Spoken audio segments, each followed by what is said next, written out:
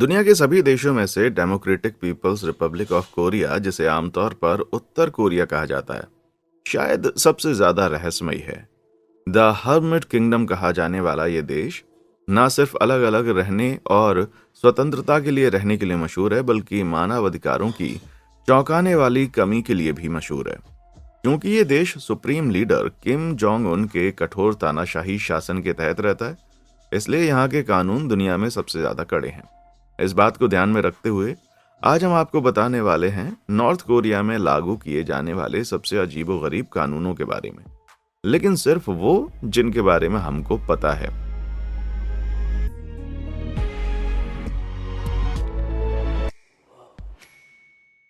झपकी मारी तो जान से गए। ना चाहते हुए भी हम सभी ने कभी ना कभी तो झपकी जरूर मारी होगी, शायद किसी जूम मीटिंग के दौरान, अब या तो स्कूल के डेस्क पर, है ना। जाहिर है इसके लिए आपको थोड़ी बहुत सजा भी मिल सकती है, पर मृत्यु दंड के बारे में तो सोचा भी नहीं जा सकता भाई। लेकिन नॉर्थ कोरिया में ऐसा जरूर हो सकता है। 2015 में रक्षा मंत्री होयोन योंग चोल के कथित तौर पर सैन्य रैलियों के दौरान झपकी लेने के लिए मौत के घाट उतार देने का आदेश दिया गया था। किम जोंग उन ने उन्हें तुरंत ही पद से हटा दिया था और सजा सबके सामने दी, ताकि लोगों के लिए सबक मिले कि देश में आलस और अवज्ञा जरा भी बर्दाश्त नहीं की जाएगी। और ये भी बता दें कि ऐसा सिर्फ एक बार नहीं हुआ। ठीक एक साल के बाद यानी 2016 में शिक्षा मंत्री किम योंग जिन को पार्टी की एक रैली के दौरान गलत पोज में खड़े रहने के लिए सैकड़ों लोगों के सामने सजाए मौत दी गई। सुप्रीम लीडर उनके खराब व्यवहार से इतने नाखुश थे कि किम योंग जिन से पूछताछ के बाद उन्हें एक पार्टी विरोधी और क्रांति विरोधी शख्स करार देते हुए उन्हें मौत की सजा सुनाई गई। छोटी सी गलती, जबकि इसके लिए इतनी बड़ी सजा, ये वाकई में हैरत की बात है। साइकिल पर पाबंदी। भीड़ भाड़ वाले शहरों में रहने या काम करने वाले बहुत से लोगों के लिए साइकिलें एक जगह से दूसरी जगह जाने का एक बहुत ही अहम साधन होती हैं। फिर भी नॉर्थ कोरिया में राजधानी प्योंगयांग की सड़कों पर साइकिल चलाने पर सचमुच बैन लगा दिया गया था। पड़ोसी चीन ने पिछली शताब्दी में पैदल से साइकिल और फिर मोटर गाड़ियों तक जाने की कुदरती तरक्की देखी थी, लेकिन इसके उलट नॉर्थ कोरिया इस तरक्की को तेजी से आगे बढ़ाना चाहता था। कैसे? साइकिलों पर प्रतिबंध लगाते हुए, अपने नागरिकों को मोटर गाड़ी का सहारा लेने पर जोर देते हुए। अगर 1991 में उनकी अर्थव्यवस्था पूरी तरह से डूब न गई होती तो ये कदम कारगर हो सकता था। उस समय ज्यादातर नॉर्थ कोरियन इतने गरीब हो गए थे कि उनके पास खाने तक के पैसे नहीं थे, कार तो बहुत ही दूर की बात है। इसलिए 1992 में प्योंगयांग में साइकिलों पर लगा प्रतिबंध हटा लिया गया। और आज भी ज्यादातर नागरिक इतने गरीब हैं कि वो कार नहीं खरीद सकते, इसलिए खाली सड़कों पर ज्यादातर साइकिलें ही नजर आती हैं। आपको उम्मीद होगी कि इसके बाद वहां के परिवहन विकल्प बेहतर हो गए होंगे, पर अफसोस कि ऐसा नहीं हुआ। 1995 से सरकार ने महिलाओं के साइकिल चलाने पर प्रतिबंध लगा दिया, जिसके पीछे तर्क ये था कि बाइक पर बैठी कोई खूबसूरत औरत बड़ी अश्लील लगती है और इससे लोगों की नैतिकता को नुकसान होगा। लेकिन मात्र साइकिल चलाने से अश्लीलता? इससे पता चलता है कि वहां की सत्तारूढ़ पार्टी की मानसिकता कितनी विकृत है। उन्होंने ये भी तर्क दिया कि औरतें ज्यादा ट्रैफिक नहीं झेल सकती, जो उन्हें दूसरों के लिए खतरा बनाता है। तो नॉर्थ कोरिया वालों, शांति से बैठकर मेरी बात सुन लो। दुनिया भर में औरतों से ज्यादा आदमियों द्वारा किए जाने वाले एक्सीडेंट में लोग मारे जाते हैं। 2021 में अकेले अमेरिका में औरतें लगभग 6000 घातक एक्सीडेंट के लिए जिम्मेदार थीं। वहीं पुरुषों के लिए यह आंकड़ा 21,000 यानी 3.5 गुना से ज्यादा था। यानी औरतें ज्यादा एक्सीडेंट करती हैं। ये वाला लॉजिक तो कहीं पर भी टिकता नहीं है। खैर, इस बैन को 2012 में हटा लिया गया, लेकिन 2013 में शुरुआत में दोबारा इसको लागू किया गया। आज देश के मुख्य शहरों में मोटर गाड़ियों की कमी के कारण नियम थोड़ा लचीला कर दिया गया है, लेकिन यही बात तो हम देश की महिला अधिकारियों की स्थिति के बारे में बिल्कुल नहीं कह सकते, है ना। कपड़ों पर तानाशाही। आपको नहीं पता, लेकिन मैं तो हमेशा भैया जीन्स पहनता हूँ। बिना जीन्स पहने बाहर जाने के बारे में सोच भी नहीं सकता, और वो मेरे वार्डरोब का एक बहुत ही जरूरी हिस्सा है। लेकिन अगर मैं आपसे कहूँ कि उत्तर कोरिया में उन्हें पूरी तरह से बैन कर दिया गया है, तो साल 2020 में किम जोंग उन ने हर स्टाइल की जीन्स समेत पश्चिमी प्रभावों पर नकेल कसने की घोषणा की। लेकिन क्यों? किस्सा शुरू होता है 1945 में कोरिया के विभाजन से, जब पूंजीवादी अमेरिका द्वारा समर्थित दक्षिण कोरिया देश पर नियंत्रण के लिए कम्युनिस्ट सोवियत संघ द्वारा समर्थित उत्तर कोरिया से जंग कर रहा था। विभाजन के बाद से नॉर्थ कोरियन नागरिकों को अमेरिकी पूंजीवाद और पश्चिमी दुनिया को दुश्मन की तरह देखना सिखाया गया है, जिसमें पश्चिम से जुड़ी सभी चीजें भी शामिल हैं। जो केवल जीन्स और हेयर स्टाइल तक सीमित नहीं है। काम करने वाले यूनिफॉर्म के अलावा तकनीकी रूप से महिलाओं को पैंट पहनने तक की इजाजत नहीं है। ये नियम आज भी प्रभावी है, लेकिन 26 मिलियन लोगों पर इसे ठीक से लागू कर पाना काफी मुश्किल होता है। अगर कोई औरत पैंट पहने हुए पाई जाती है तो राष्ट्रवादी युवा मोर्चे के सदस्य उससे पूछताछ करते हुए उसे लिखित में अपना अपराध कबूल करने के लिए मजबूर कर सकते हैं। वो सरकारी लाउडस्पीकर का इस्तेमाल करते हुए उस औरत का नाम, पता और उसके ऑफिस के बारे में सरेआम ऐलान भी कर सकते हैं। सोचिए, अगर सिर्फ पैंट पहनने के लिए ऐसा किया जाता है तो टिकटॉक पर आजकल की ट्रेंडिंग रील्स बनाने वालों को क्या सजा सुनाई जाएगी। बाइक बैन और जीन्स बैन में से कौन सा बैन आपके हिसाब से ज्यादा बेतुका माना जाएगा? बाइक के लिए लाइक बटन दबाएं और जीन्स के लिए सब्सक्राइब बटन को कर दिया। बहुत बढ़िया, चलिए अब आगे बढ़ते हैं। बालों पर सख्त नियम। पश्चिमी दुनिया में लोग अपने बालों को अक्सर अपनी पर्सनैलिटी दर्शाने के लिए यूज करते हैं। कुछ लोग कांटेदार मोहॉक को चुनते हैं, वहीं कुछ चटक नीले बाल रखते हैं। यहाँ तक कि मलेट भी फैशन में वापस आ चुका है। कभी सोचा नहीं था कि यह दिन भी देखना पड़ जाएगा, लेकिन नॉर्थ कोरिया में ऐसी हेयर स्टाइल को काफी हतोत्साहित किया जाता है। संभव है वो राष्ट्रवादी युवा मोर्चा आपको रोक लेगा और अपनी चुनी हुई स्टाइल को बदलने या काटने के लिए मजबूर कर देगा। 2013 में सरकार ने 28 मान्य हेयर स्टाइल्स की एक गाइड जारी की, मर्दों के लिए 10 और औरतों के लिए 18। भले ही आजकल कुछ और हेयर स्टाइल्स भी चुनी जा सकती हैं, फिर भी मर्दों के लिए 2 इंच से ज्यादा लंबे बाल रखना मना है। और अगर आपकी उम्र 60 साल से ज्यादा है तो आपको सिर्फ 3 इंच तक बढ़ाने की छूट होती है। कितनी बड़ी छूट है ना। नतीजतन युवा मर्दों को हर 15 दिन पर बाल कटवाने पड़ता है। शादीशुदा औरतों को छोटे बाल रखने की इजाजत होती है, जबकि लंबे कर्ली स्टाइल जो कि 1980 के दशक में पश्चिमी देशों में नजर आते थे, उन्हें केवल यंग सिंगल औरतें ही रख सकती थी। चलो, कम से कम ये किम जोंग उन की हेयर स्टाइल से तो बेहतर ही है। नाम पर पाबंदी। 800 करोड़ लोगों वाली इस दुनिया में जाहिर है आप जैसे नाम वाला कोई ना कोई शख्स जरूर होगा, लेकिन फिर किम जोंग उन ने फैसला किया कि उनका नाम बाकियों से एकदम अलग होना चाहिए।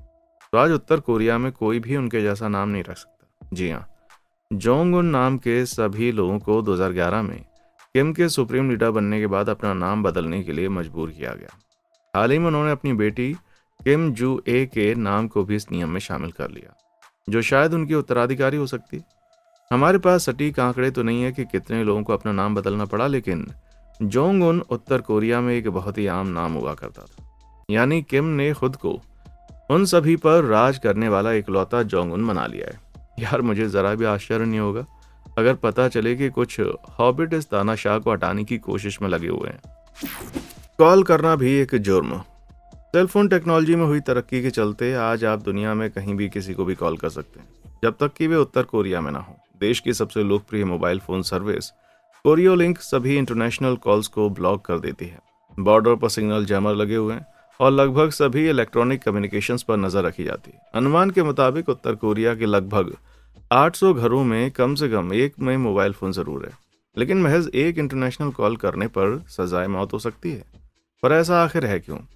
तो बता दें, उत्तर कोरिया की सरकार सूचना के प्रसार को खास करके सेंसर और प्रतिबंधित करती है, ताकि बाहरी दुनिया का असर देश पर ना पड़े और खुफिया जानकारी यहां से बाहर ना जा पाए। इस तरह सरकार की इजाजत के बगैर किसी भी तरह के अंतर्राष्ट्रीय संचार पर मनाही है। डर यह है कि बाहर के लोगों से संपर्क नॉर्थ कोरिया के नागरिकों को यह एहसास करा सकता है कि उनकी सरकार असल में कितनी कठोर है, जो दशकों से उनके दिमाग में रोजाना भरे जा रहे प्रोपेगेंडा का असर खत्म कर सकती है, जिसके बाद नागरिक या तो देश छोड़कर भागने लगेंगे या बड़ी तादाद में बगावत कर बैठेंगे। 2014 में एक शख्स ने तस्करी से लाए गए फोन और सिम कार्ड का इस्तेमाल करते हुए कई इंटरनेशनल कॉल्स की और भागकर दक्षिण कोरिया जा चुके अपने परिवार से कांटेक्ट करने के लिए उसे सजाए मौत दे दी गई। अफसोस के अधिकारियों द्वारा उसके कॉल्स के सिग्नल ट्रेस करके उसके घर पर छापा मारने से पहले बेचारा फोन छिपाने में नाकाम रहा। उसकी मौत को उन लोगों के लिए एक नज़ीर के तौर पर पेश किया गया जो मन में सरकार के नियमों के खिलाफ जाने का ख्याल भी रखते होंगे। सारी प्रॉपर्टी सरकार की। हम सभी ये सपना जरूर देखते हैं कि एक ना एक दिन अपना खुद का घर जरूर खरीदेंगे, क्योंकि अपना खुद का घर होना एक बुनियादी जरूरत मानी जाती है। पर नॉर्थ कोरिया में ऐसा नहीं है। देश की बाकी चीजों की तरह वहां की सारी प्रॉपर्टीज भी सरकार के नियंत्रण में ही रहती है। तकनीकी तौर पर सभी इमारतों का मालिकाना हक सरकार के पास होता है और लोगों को उनका घर बसे रहने के लिए अलॉट किया जाता है। वहीं बड़े शहरों में जिंदगी बसाना और भी मुश्किल होता है, क्योंकि देश की राजधानी प्योंगयांग में बसने के लिए लोगों को खास परमिशन की जरूरत पड़ती है। साथ ही अपना घर किसी को लीज पर किराए पर देना भी गैर कानूनी है। लेकिन साल 2000 से लोगों ने सिस्टम में मौजूद एक लूप होल का फायदा उठाना शुरू कर दिया है।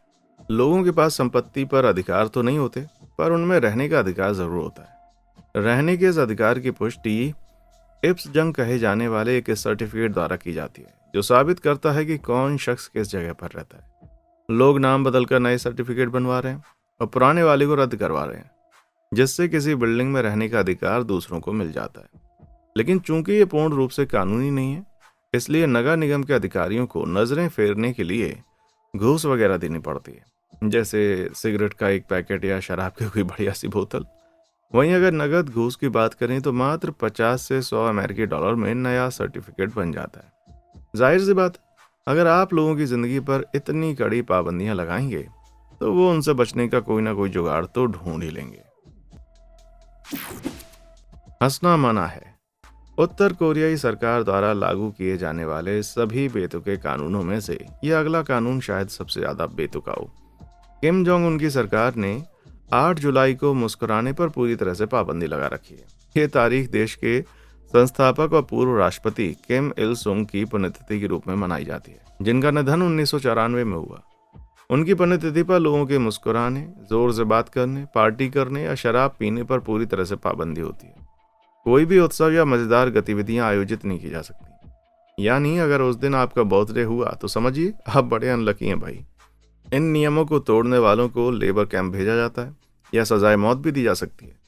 कभी सोचा था कि मुस्कुराना इतना बड़ा जुर्म माना जा सकता है? तो बता दें कि हाल ही के दिनों में ये नियम और भी बदतर हो गए हैं। 2021 में सरकार ने शोक मनाने के लिए कुल 11 दिनों तक हंसने पर मनाही लगा दी।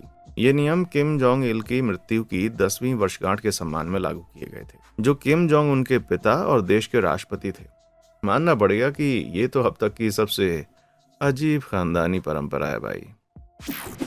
इंटरनेट पर भी बैन है। आज के ज़माने में बगैर इंटरनेट के रहने की सोच पाना भी मुश्किल है, और आज दुनिया की लगभग 65% आबादी नेट यूज़ करती है, जो यदि आंकड़ों की बात करें तो लगभग 530 करोड़ लोगों के बराबर है। हमारा ये वीडियो देखने के लिए आप नेट का ही इस्तेमाल कर रहे हैं, लेकिन बेचारे नॉर्थ कोरिया वालों का इंटरनेट हमारे जैसा नहीं होता। इंटरनेट के बजाय नॉर्थ कोरिया अपने नागरिकों को इंटरनेट मुहैया कराता है। ये केवल देश के भीतर काम करने वाला नेटवर्क है, जिससे क्वांगयोंग कहा जाता है, और 2014 में बड़े शान से बताया जाता था कि ये यूज़र को 5500 वेबसाइट समेत वीडियो गेम्स भी मुहैया कराता है। ये अलग बात है कि हर एक एक्टिविटी पर सरकार की पैनी नज़र होती है और प्राइवेसी ज़रा भी नहीं होती। सरकार के उच्च अधिकारियों को असली वाला इंटरनेट दिया जा सकता है, लेकिन बाहर की जानकारी दबाना सरकार के लिए इतना ज़रूरी है कि ये भी कभी कभार ही होता है।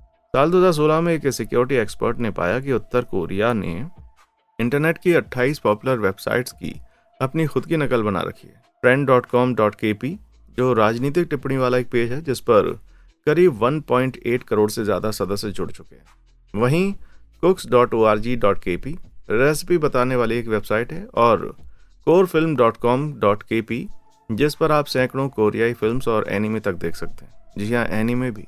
हाल के सालों में इस नेटवर्क पर और भी बहुत सी वेबसाइट्स जोड़ी गई हैं, लेकिन असली इंटरनेट की 200 करोड़ से ज़्यादा वेबसाइट्स के सामने ये कुछ भी नहीं है भाई। जॉब बनी कैद। जब आप छोटे थे तो बड़े होकर क्या बनना चाहते थे? शायद एस्ट्रोनॉट, या मशहूर डांसर, या कोई बड़ा यूट्यूबर। मेरा जवाब तो आप समझ ही गए होंगे। पर अफसोस कि नॉर्थ कोरिया के बच्चे ये सपना नहीं देख पाते हैं, क्योंकि सभी लोगों की जिंदगी भर का काम सरकार डिसाइड करती है। पर कैसे? जवाब बहुत ही सिंपल है। कम्युनिस्ट सिस्टम के तहत संसाधनों पर सख्त नियंत्रण बनाए रखने के लिए सरकार रिसर्च करती है कि अलग अलग इंडस्ट्रीज में कितने लोगों की ज़रूरत है, फिर उसी हिसाब से लोगों को वहाँ पर अपॉइंट करती है। जब बच्चे स्कूल से पास आउट होते हैं तो सरकार हर एक पास आउट को उस काम में अपॉइंट करती है जो उनके मुताबिक ज़्यादा उचित लगता है। बच्चों या उनके पेरेंट्स की मर्जी तो पूछी तक नहीं जाती, जब तक कि लंबी चौड़ी घूस न दी जाए। और एक बार किसी को काम अलॉट हो जाए, उसके बाद उन्हें लगभग जिंदगी भर वही काम करना पड़ता है। मसलन किम जोंग द्वितीय अपने शासनकाल में ताहोंगदान गुन नामक एक क्षेत्र की देखरेख करते थे, जहां आलू की पैदावार तो बड़ी अच्छी थी, लेकिन आबादी बहुत ही कम थी। तो हजारों ग्रेजुएट्स को जिंदगी भर आलू की खेती करने के लिए रायांगांग में लाकर बसा दिया गया। उन ग्रेजुएट्स को अपना घर भी खुद अपने हाथों बनाना पड़ा, और वो जानते थे कि उनके बच्चों को भी आगे चलकर आलू की खेती ही करनी पड़ेगी, पर वो एकदम लाचार थे। खैर, मैं दुआ करता हूं कि कम से कम उन बेचारों को आलू तो पसंद रहे होंगे। धर्म भी वर्जित है। पश्चिमी देशों में धार्मिक स्वतंत्रता एक बुनियादी मानव अधिकार माना जाता है, और आप जो चाहे मान्यता रख सकते हैं, चाहे वो ये मानना हो कि ईश्वर का पुत्र धरती पर आया था, जैसा कि बाइबल में बताया गया है, या ये कि बड़े बड़े राक्षसों ने करीब करीब 7.5 करोड़ साल पहले दुनिया के ज्वालामुखियों पर कब्जा कर लिया था, जैसा कि साइंटोलॉजी में बताया जाता है। लेकिन उत्तर कोरिया में धार्मिक स्वतंत्रता नाम की कोई चीज नहीं है। 2014 में एक अमेरिकी को 5 साल के लिए जेल भेज दिया गया था, मात्र एक रेस्टोरेंट के टॉयलेट में गलती से बाइबल छोड़ देने के जुर्म में। वहां ऐसी चीजों पर मनाही का एक मुख्य कारण यह है कि नॉर्थ कोरिया का शासन पूरी तरह से नास्तिक है, और वहां रहने वाले 70% लोग किसी भी धर्म में आस्था नहीं रखते। हालांकि राजधानी प्योंगयांग में कुछ चर्च मौजूद हैं, लेकिन वो पूरी तरह से सरकार के नियंत्रण में रहते हैं। टूरिस्ट की माने तो सरकार चर्चों को जब चाहे बंद कर सकती है और जब चाहे वो खोल भी सकती है। तो वहां सिर्फ सरकारी प्रोपेगेंडा की बातें बताई जाती हैं और नकली भक्तों की भीड़ बैठी रहती है। उत्तर कोरिया में ईसाई धर्म का पालन करना पूरी तरह से प्रतिबंधित है, क्योंकि उद्धार कर सकने वाली किसी दिव्य शक्ति में आस्था रखना वहां की सरकार में आस्था रखने के आड़े आता है। उत्तर कोरिया के अनुसार आप दोनों में से किसी एक पर ही यकीन कर सकते हैं, या तो किम परिवार पर या फिर किसी पर भी नहीं। 2023 के ऐसे ही एक मामले में एक फैमिली को अरेस्ट कर लिया गया, जिसमें 2 साल की एक बच्ची भी शामिल थी, सिर्फ इसलिए कि फैमिली के पास से एक बाइबल बरामद हुई थी। इस जुर्म के लिए उस बच्ची समेत पूरी फैमिली को उम्र कैद की सजा सुनाई गई, और मेरा यह मानना है कि ऐसी हरकतों के लिए किम जोंग उन पक्के तौर पर नरक में जाने वाले हैं भाई। ट्रिपलेट्स होना भारी पड़ेगा। लोग बहुत सी चीज़ों को एक अच्छा शकुन मानते हैं, जैसे कोई सिंबल या फिर कोई नंबर या किसी खास भगवान की पूजा करना। इसी तरह उत्तर कोरिया में ट्रिपलेट्स या 3 बच्चों को एक बड़ा ही अच्छा शकुन माना जाता है। न केवल देश में घटते हुए जन्म दर के कारण उनको सम्मानित किया जाता है, बल्कि वो अच्छी खासी किस्मत और समृद्धि के संकेत माने जाते हैं। यही वजह है जब किसी के 3 बच्चे होते हैं तो सरकार उन्हें अपने साथ ले जाती है। प्रेगनेंसी के दौरान उस माँ की अच्छी देखभाल करने के लिए सरकार द्वारा उसे प्योंगयांग लाया जाता है। फिर सरकार उन बच्चों के बदले पेरेंट्स को कोई गिफ्ट देती है, जिसमें लड़कियों के लिए सोने की अंगूठी और लड़कों के लिए चांदी का चाकू होता है। बच्चों के 4 साल के हो जाने पर ही उन्हें पेरेंट्स को लौटा दिया जाता है, और तब तक उन्हें सरकारी चाइल्ड और नर्सरी स्कूलों में पाला पोसा जाता है। ट्रिपलेट्स होने के नाते बड़े होने के बाद भी उन्हें दौलत, सक्सेस और एक अच्छी क्वालिटी की जिंदगी तक बेहतर पहुंच मिलती है। साथ ही सेना में भर्ती होने या यूनिवर्सिटी में जाकर पढ़ाई करने की संभावनाएं ज्यादा बेहतर हो जाती हैं। तो ऐसे खास फायदे देने की बात तो अच्छी है, विशेष है, लेकिन सिर्फ अच्छे शकुन के चलते बच्चों को उनकी फैमिली से दूर कर देना ये ठीक नहीं है। बल्कि इस कारण से तो ट्रिपलेट्स होना बदकिस्मती की निशानी माना जाएगा भाई। जुर्म की सजा परिवार को भी। अगर आपके भाई बहन हैं तो कभी न कभी उनकी किसी गलती के लिए आपको जरूर दोषी ठहराया गया होगा। वो काम चाहे गलती से किया गया हो या जानबूझकर। लेकिन किसी के जुर्म के लिए परिवार को दोषी ठहराना जाहिर है गलत बात है। लेकिन उत्तर कोरिया में आपको सिर्फ इस बात के लिए जेल हो सकती है कि आप किसी अपराधी के रिश्तेदार हैं। इसे 3 पीढ़ी की सजा या रिश्तेदारों की सजा कहा जाता है। यानी अपराध करने से आपके परिवार की 3 पीढ़ियां भी दोषी मानी जाएंगी, जो आपके बच्चे और नाती नातिन या आपके माता पिता और दादा दादी हो सकते हैं। ऐसे सख्त नियमों की मदद से सरकार लोगों को बगावत करने से रोकती है, क्योंकि किसी अपराधी की करतूतों के लिए पूरे परिवार को उम्र कैद दिया जाना बड़ी आम बात है। जेल में पैदा होने वाले बच्चों को भी कैदियों की तरह ही पाला जाता है, क्योंकि उन्हें महज उनके खून के आधार पर दोषी माना जाता है। यह कानून द्वितीय विश्व युद्ध समाप्त होने के बाद लागू किया गया था, ताकि विद्रोहियों का पूरा खानदान मिटाया जा सके। पर अफसोस कि आज उस युद्ध के खात्मे के 100 साल के बाद भी ये नियम अभी तक चलन में है। यानी कि ये नियम जितने भयानक होते हैं उतने ही ज्यादा पुराने भी होते हैं। The time wrap. अभी 21वीं शताब्दी चल रही है और दुनिया के सभी कैलेंडर ऐसे ही बताते होंगे, है ना? बिल्कुल नहीं। दुनिया के 168 देश ग्रेगोरियन कैलेंडर इस्तेमाल करते हैं, पर बहुत से अपना खुद का सिस्टम यूज करते हैं, जिनमें से एक है north Korea. North Korean calendar को जूते कहा जाता है, जो आत्मनिर्भरता और बाहरी दुनिया से अलग थलग रहने की विचारधारा पर आधारित है। ये कैलेंडर अपने आप में बड़ा अनोखा है, क्योंकि इसकी शुरुआत होती है 15 अप्रैल 1912 से। पर क्यों? क्योंकि नॉर्थ कोरिया की स्थापना करने वाले किम इल सुंग का जन्मदिन उसी दिन हुआ था, इसलिए उस साल को पहला साल मानकर गिनती वहीं से शुरू होती है। उदाहरण के लिए, जब दुनिया में 2010 चल रहा था तो नॉर्थ कोरिया में साल 99 चल रहा था। जूचे कैलेंडर शुरू होने से पहले की कोई तारीख नहीं होती, यानी 1912 से पहले के इतिहास के बारे में पढ़ाया बताया नहीं जाता। साथ ही बच्चों का स्कूल सिलेबस भी पूरी तरह से प्रोपेगेंडा से भरा होता है। इस कैलेंडर को आधिकारिक तौर पर 9 सितंबर 1997 को लागू किया जाता है, और उस दिन उत्तर कोरिया के सभी अखबार, रेडियो स्टेशन, बर्थ सर्टिफिकेट और अन्य मीडिया को भी सिस्टम बदलना पड़ गया था। तारीख का हिसाब रखना तो वैसे भी कठिन होता है, ऊपर से एकदम नए और अनोखे कैलेंडर के तो भैया फिर क्या ही कहने, है ना? किम परिवार भगवान के बराबर। जब अमेरिका के राष्ट्रपति से पूछा गया कि क्या वे देश के कर्जे को लेकर परेशान है, तो पता उन्होंने क्या कहा? वो इतना बड़ा हो चुका है कि खुद अपना ख्याल रख सकता है। माना कि ये जोक बहुत ही घटिया था, लेकिन उससे कहीं ज्यादा बुरे जोक्स तो वीडियो के नीचे हमारे कमेंट बॉक्स में मिल जाएंगे।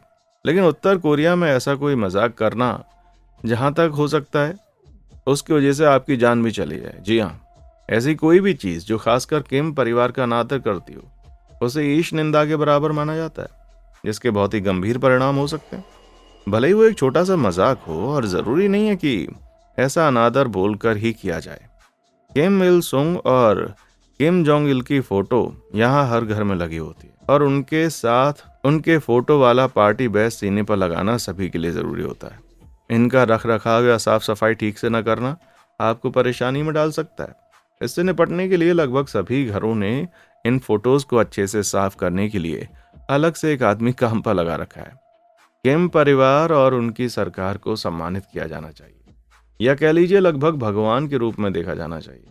इसलिए कोई हैरत की बात नहीं है कि कुछ लोग हर सुबह उठकर उनके सामने झुकते हैं। खुशकिस्मती से हम इस पागलपन भरे अहंकारी मजाक मुक्त देश से बाहर रहते हैं, इसलिए यहां से आगे बढ़ो। Kim Jong no fun. बाहरी शोज पूरी तरह से बैन है।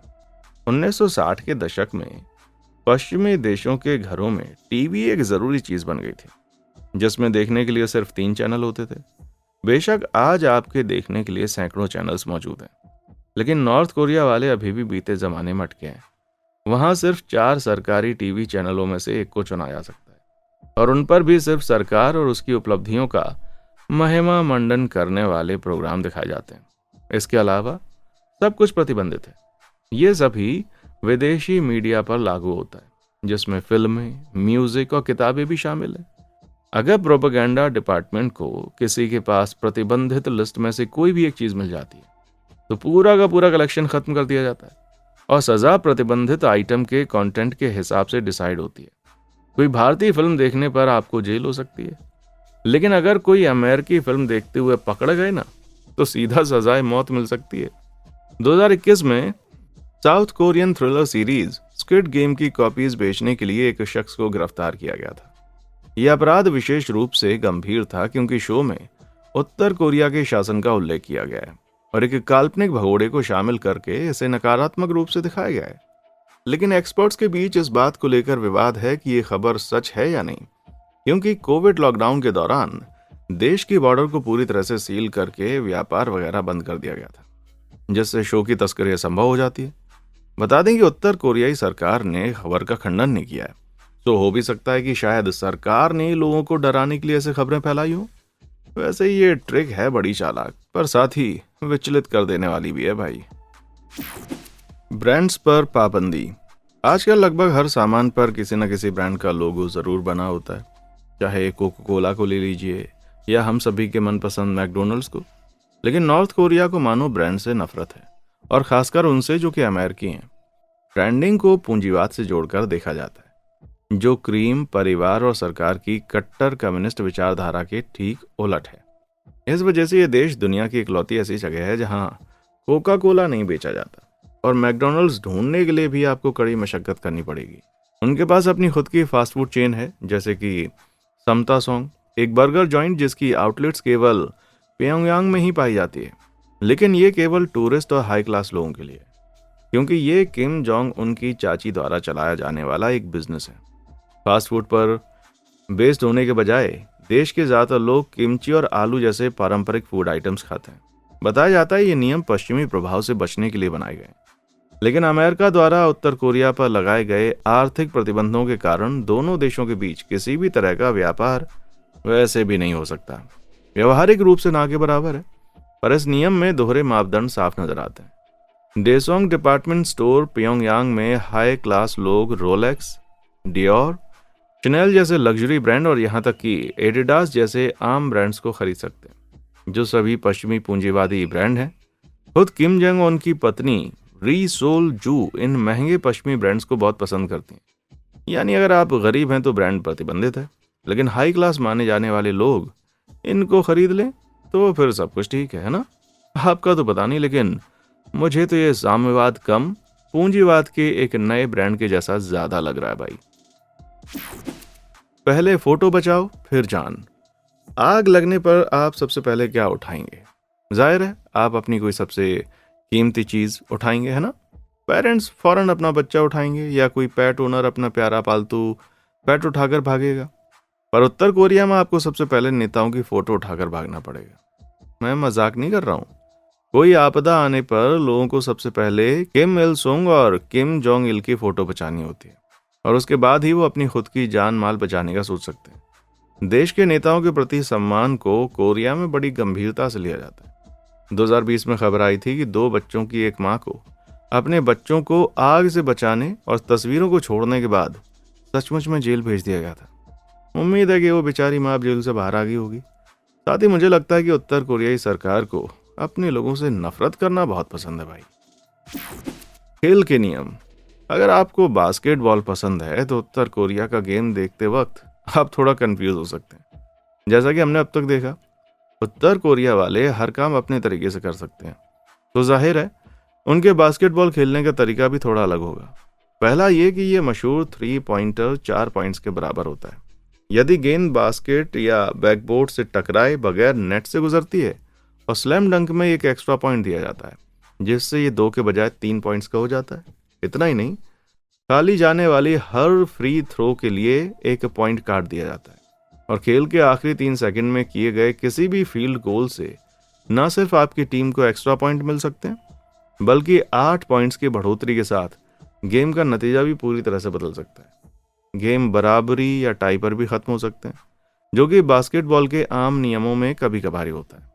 माना जाता है कि किम जोंग इल ने ये संशोधन इसलिए किए क्योंकि उन्हें लगता है कि वे खेल के नियमों को बेहतर बना सकते हैं। मानना पड़ेगा इस आदमी का ईगो ना एकदम ही अलग लेवल पे चलता है भाई। साथ ही ये भी पता चलता है कि 1990 के दशक की शिकागो बुल्स टीम के ये फैन भी थे। हाँ, वही फेमस अमेरिकन टीम। ये तो वाकई दोगलेपन की चरम सीमा हो गई है ना। तो इनमें से कौन सा बेतुका नियम आपको सबसे ज्यादा अजीबोगरीब लगा, और क्या कोई ऐसा भी नियम दिखा जिससे आप इत्तेफाक रखते हो? नीचे कमेंट बॉक्स में आकर जरूर बताएं। और हाँ, देखने के लिए शुक्रिया।